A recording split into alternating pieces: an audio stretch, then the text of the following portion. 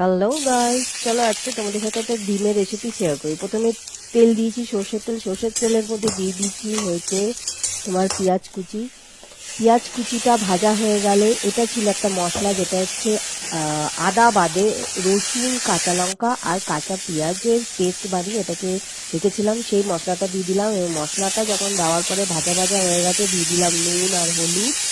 এটাকে দিয়ে সুন্দর করে কষিয়ে নেবো। কষিয়ে নেওয়ার পরে ছোট ছোট করে কেটে রাখা তোমার পেঁয়াজ আর ক্যাপসিকামটাকে ওর মধ্যে দিয়ে দেবো। দিয়ে দেওয়ার পরে ওটাকে ভালো করে ভাজবো, সুন্দর করে একটু জল দিয়ে দিয়ে ভাজবো সেটাকে।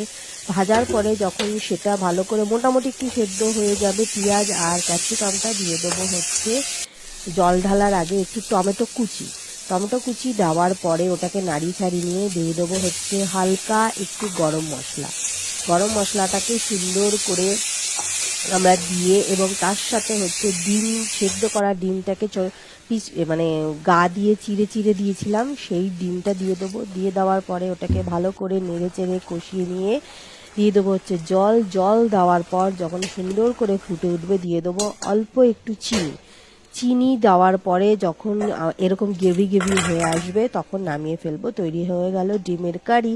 করে দেখতে